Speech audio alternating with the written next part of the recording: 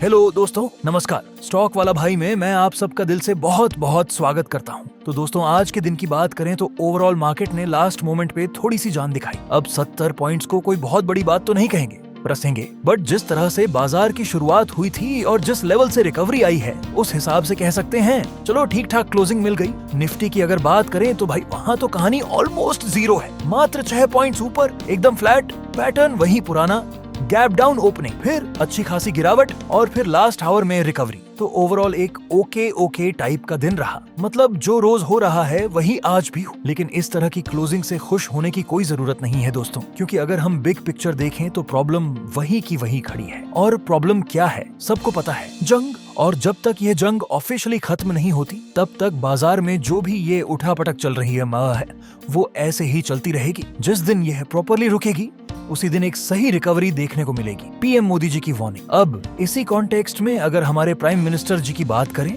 आप सब जानते हैं कि उनकी हर स्पीच बहुत इंपॉर्टेंट होती है। पिछले कुछ दिनों से उन्होंने बैक टू बैक कई इनडायरेक्ट वार्निंग्स दी हैं और उसके बाद सरकार की तरफ से एक्शंस भी निकल कर आए हैं। अभी करंटली वो यूरोप दौरे पर हैं, नेदरलैंड्स में, और वहाँ से भी उन्होंने पूरी दुनिया को एक बड़ी वार्निंग दी है और ऑब्वियसली उस वार्निंग में हम भी शामिल हैं। वार्निंग क्या है कि जिस तरह यह सिचुएशन आगे बढ़ रही है, अगर यही चलता रहा तो दुनिया एक डेकेड ऑफ डिजास्टर की तरफ जा सकती है। मतलब लिटरली 10 साल पीछे। उन्होंने क्लियरली कहा कि अगर ये फाइट जल्दी नहीं रुकी तो पिछले 10 सालों में जो भी इकोनॉमिक अचीवमेंट्स हमने हासिल किए हैं वो सब वाइप आउट हो सकते हैं। एकदम सिंपल भाषा में, अभी 2026 चल रहा है, हम वापस 2016 में पहुंच सकते हैं। और सबसे डरावनी बात, मैसिव रिटर्न ऑफ पॉवर्टी। मतलब पिछले एक डिकेड में जो लोग गरीबी रेखा से ऊपर निकल कर आए थे, बहुत मुश्किल से निकले थे, वो वापस उसी रेखा के नीचे जा सकते हैं। ये कोई मेरे शब्द नहीं है, ये खुद पीएम ने कहा है। सप्लाई चेन तो ऑलरेडी टूट चुकी है और इसके चलते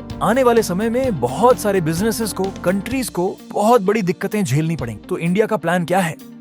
ऐसी सिचुएशन में इंडिया क्या कर रहा है? 3 चीजें। पहला, अपनी साइड से कोशिश हो रही है कि यह वॉर जल्दी से जल्दी रुके और इकोनॉमिक स्टेबिलिटी वापस आए। दूसरा, स्ट्रॉन्ग पार्टनरशिप्स बनाई जा रही हैं। आप एक ही देश पर डिपेंड रहोगे तो फंस जाओगे, इसलिए सॉलिड बैकअप चाहिए। हाल ही में यूएई के साथ बहुत बड़ी टाई अप हुई है, अब नेदरलैंड्स के साथ भी इसी तरह की डील्स चल रही हैं। और तीसरा सबसे important, self reliance, local manufacturing को बढ़ावा देना, vocal for local, clean energy push.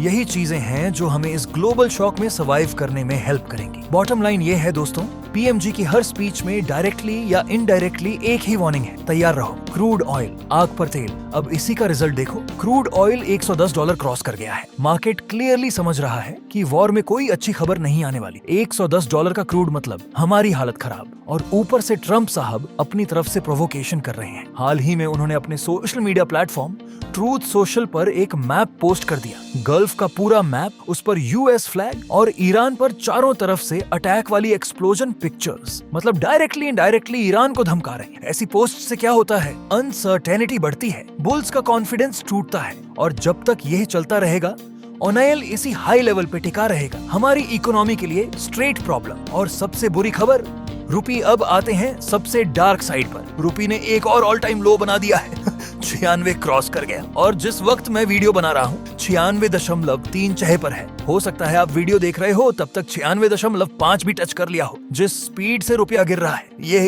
100 भी टच करेगा। कुछ एक्सपर्ट्स तो कह रहे हैं अगर स्टेप्स नहीं उठाए गए तो 120 से 130 भी जा सकता है। और अगर ऐसा हुआ, सोचो सिचुएशन कितनी सीरियस होगी। मैंने कल यानी संडे को let's learn stock market and finance channel पर एक वीडियो कवर किया था जिसमें मैंने क्लियरली बताया था कि 2008 की मंदी और 2020 के कोविड से भी बड़ा खतरा आ सकता है। उस वीडियो को जरूर देखना, लिंक डिस्क्रिप्शन और आई बटन में मिल जाएगा। नंबर्स में समझो कितना भारी पड़ रहा है हमें डेली।